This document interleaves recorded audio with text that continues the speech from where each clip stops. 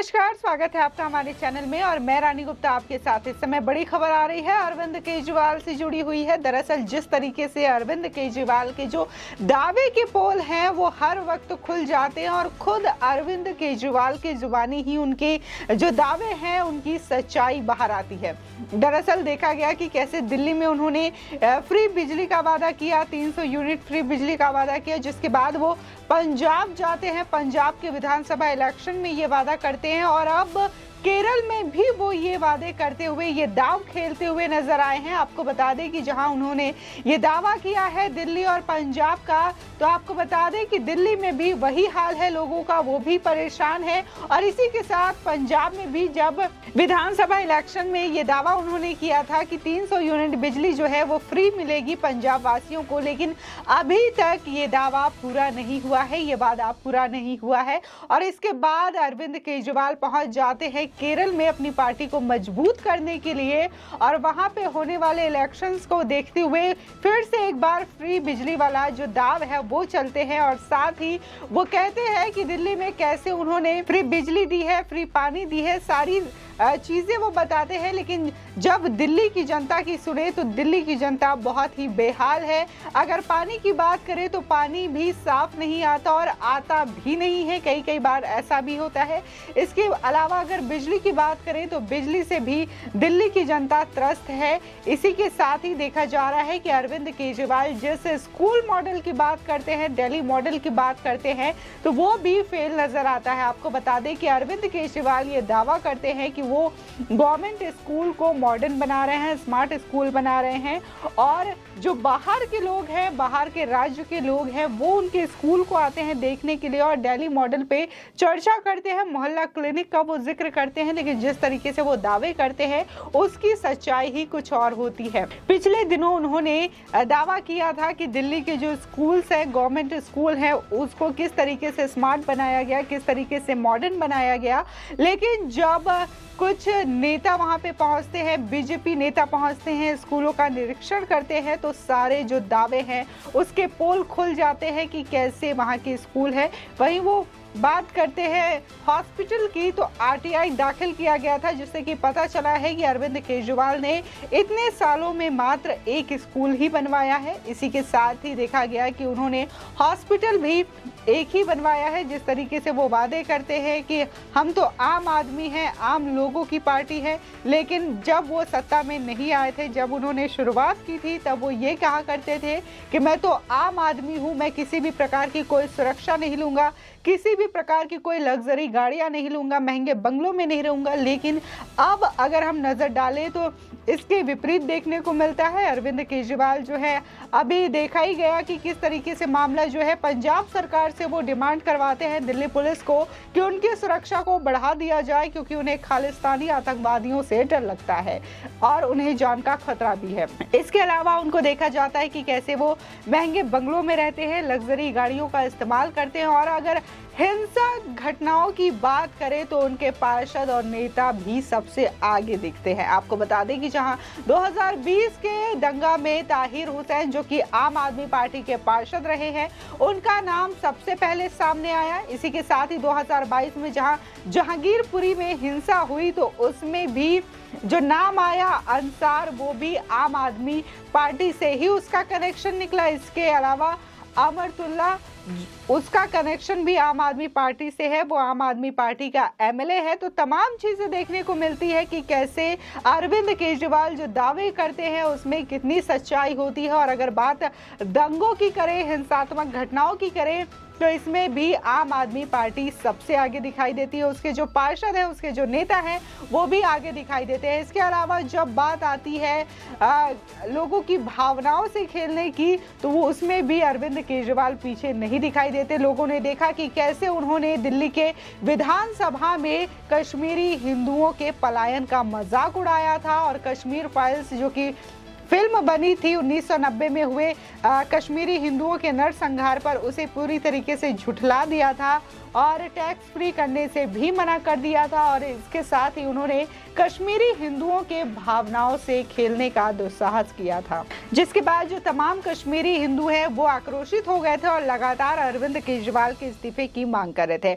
आपको बता दें कि केरल में अरविंद केजरीवाल पहुंचे और उन्होंने जिस तरीके से अपनी पार्टी को बढ़ाने का वो मौका खोज रहे हैं, दिल्ली के बाद वो पंजाब में गए। पंजाब में आम आदमी पार्टी को जीत मिली और अब देखने को मिल रहा है कि वो गुजरात जा रहे हैं, हिमाचल जा रहे हैं। लेकिन गुजरात और हिमाचल प्रदेश की जनता की बात करें तो उन्होंने सीधे तौर पर आम आदमी पार्टी की सभाओं को खारिज किया है। हिमाचल में देखने को मिला कि कैसे वहां पे खाली कुर्सियां थी अरविंद केजरीवाल की रैलियों में। और इसी के साथ ही अगर गुजरात की बात करें तो गुजरात में ही जैसे ही अरविंद केजरीवाल वहां से अपनी जनसभा को संबोधित करके दिल्ली पहुंचते हैं तो उनके जो तमाम कार्यकर्ता हैं वो आम आदमी पार्टी को छोड़ करके बीजेपी में शामिल हो जाते हैं। सेम इसी तरीके का वाकया हिमाचल प्रदेश में भी देखने को मिला, जब आम आदमी पार्टी के संयोजक अरविंद केजरीवाल दिल्ली जाते हैं अपनी जनसभा को संबोधित करने के बाद, तो उनके भी तमाम जो कार्यकर्ता है वो बीजेपी में शामिल हो जाते हैं।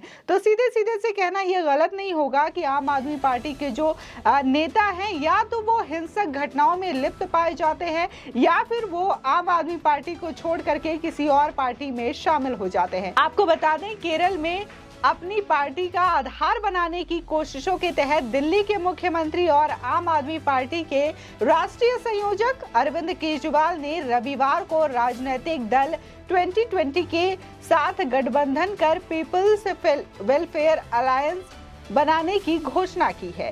इस मौके पर प्रदेश की मुख्य धारा की राजनीतिक पार्टियों पर भी उन्होंने कई तरीके के आरोप लगाते हुए कहा कि युवाओं को रोजगार देने में इन पार्टियों को कोई दिलचस्पी नहीं है।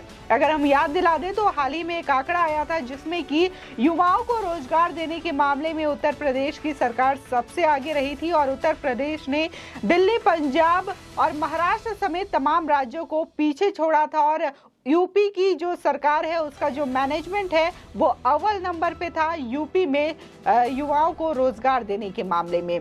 वहीं अगर अरविंद केजरीवाल की माने तो अरविंद केजरीवाल ने ये कहा कि बिजनेस ग्रुप काइटेक्स द्वारा प्रवर्तित राजनीतिक दल 2020 द्वारा आयोजित जनसभा में केजरीवाल ने कहा कि यहाँ के राजनीतिक दल इस राज्य के बच्चों को नौकरियां नहीं देंगे क्योंकि उन्हें ऐसे लोगों की जरूरत है जो दंगे और गुंडागर्दी कर सके। वहीं अपनी सरकार की उपलब्धियां गिनाते हुए अरविंद केजरीवाल ने कहा कि दिल्ली में 12 लाख लोगों को नौकरियां दी गई हैं। साथ ही अरविंद केजरीवाल ने कहा कि अगर आप दिल्ली और पंजाब में सत्ता हासिल कर सकते हैं तो केरल मुश्किल नहीं है। आसमान की तरफ इशारा करते हुए अरविंद केजरीवाल ने कहा कि ऐसी चीजें अरविंद केजरीवाल के किसी जादू की वजह से नहीं बल्कि भगवान की कृपा की वजह से हुई है। आपको बता दें 10 साल पहले अरविंद केजरीवाल को कोई नहीं जानता था और आम आदमी पार्टी को भी नहीं जानता था क्योंकि आम आदमी पार्टी बनी भी नहीं थी।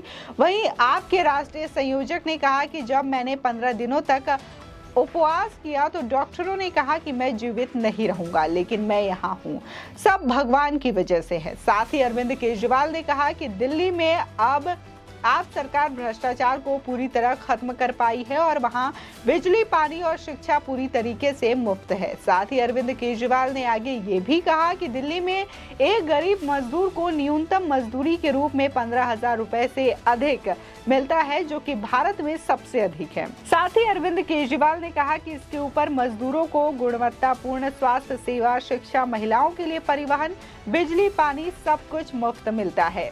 ये ईमानदार आप सरकार की वजह से ही संभव हो पाया है। साथ ही उन्होंने पूछा कि दिल्ली में 24 घंटे बिजली की आपूर्ति के कारण इन्वर्टर जनरेटर की दुकान बंद है जो मुफ्त है। क्या केरल के लोग भी मुफ्त बिजली नहीं चाहते हैं? केजरीवाल ने इससे पहले आज भारत के पहले खाद्य सुरक्षा मार्ट का दौरा भी किया, जो कि साबू जैकब के नेतृत्व में 2020 पार्टी की क्रांतिकारी पहल है। आपको बता दें जिस तरीके से अरविंद केजरीवाल ने इस मंच के दौरान ये घोषणा की और बताया कि वो केरल में भी इसी तरीके की क्या जनता फ्री बिजली नहीं चाहती, जो दिल्ली में सुविधाएं हैं, चाहे बात फ्री बिजली की करें, पानी की करें तो क्या वो सुविधाएं केरल के लोग नहीं चाहते? ये सीधे सीधे अरविंद केजरीवाल ने केरल की जनता से सवाल किया। लेकिन केरल की भी जनता जानती है कि दिल्ली के लोग और पंजाब के लोग आम आदमी पार्टी से कितने खुश हैं, क्योंकि जिस तरीके से अरविंद केजरीवाल ने दावा किया है कि वो फ्री बिजली देते हैं, फ्री पानी देते हैं, और अगर बात मोहल्ला क्लिनिक की करें या फिर वहाँ के स्कूल की कंडीशन की करें तो वो साफ साफ देखने को मिलता है। और वही स्कूल से एक वाकया सामने ये आता है कि जो आम आदमी पार्टी की नेता हैं अतिशी, उन्होंने एक फोटो शेयर की थी कुछ टाइम पहले और ये कहा था कि केरल के शिक्षा अधिकारी हैं जो कि दिल्ली में आए हैं दिल्ली के स्कूल मॉडल को देखने, दिल्ली के अरविंद केजरीवाल के दिल्ली मॉडल को देखने कि यहाँ पे कैसे शिक्षा दी जाती है, कैसे स्कूलों को स्मार्ट स्कूल में कन्वर्ट किया गया है। लेकिन जब ये चीज़ें ट्विटर पे शेयर हुई, लोगों ने शेयर करना शुरू किया, तब जो केरल के शिक्षा मंत्री हैं उन्होंने इस ट्वीट को रीट्वीट करते हुए कहा कि ये सफेद झूठ है और इस तरीके से कोई भी केरल का प्रतिनिधि मंडल दिल्ली में नहीं गया और अरविंद केजरीवाल के किसी भी स्कूल का कोई भी निरीक्षण नहीं किया। यह पूरी तरीके से झूठ है। जब ये खबरें सोशल मीडिया पर वायरल होने लगी, तमाम जो नेता हैं इस पर तंज कसने लगे, अरविंद केजरीवाल पर निशाना साधने लगे और अतिशी पर भी कई तरीके की टिप्पणियां करने लगे। इसके बावजूद अतिशी ने वो पोस्ट डिलीट नहीं की थी, बहुत टाइम तक वो पोस्ट उसी तरीके से था। तो ये सीधे सीधे साफ साफ ये चीज़ें जाहिर करती है कि कैसे अरविंद केजरीवाल के साथ ही साथ उनके जो नेता हैं वो भी इस तरीके के झूठे वादे और झूठी बातें करने से पीछे नहीं हटते। और जहां अरविंद केजरीवाल ये दावा करते हैं कि दिल्ली में 24 घंटे बिजली फ्री आती है, जिसकी वजह से इन्वर्टर और जनरेटर की दुकानें बंद है, लोग यहाँ पे ज्यादा नहीं जाते क्योंकि उनके घरों में फ्री बिजली मिलती है, जो कि साफ साफ झूठ को दर्शाता है।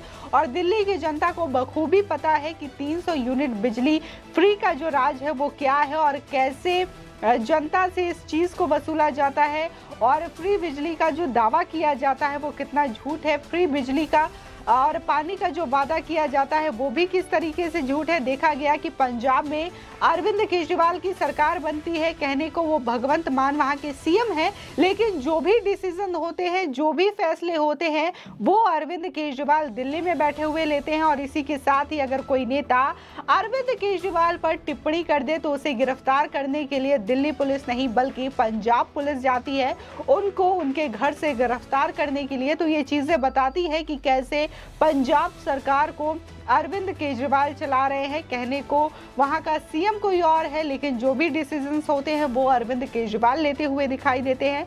और देखा ये भी गया था कि जब वहां पर चीजें होती है, अधिकारियों की बैठकें होती हैं, अरविंद केजरीवाल वो बैठक दिल्ली में करते हैं, वहां के जो अधिकारी हैं पंजाब के वो दिल्ली आते हैं और दिल्ली में अरविंद केजरीवाल के साथ मीटिंग करते हैं, लेकिन पंजाब के सीएम ही उस मीटिंग में मौजूद नहीं रहते।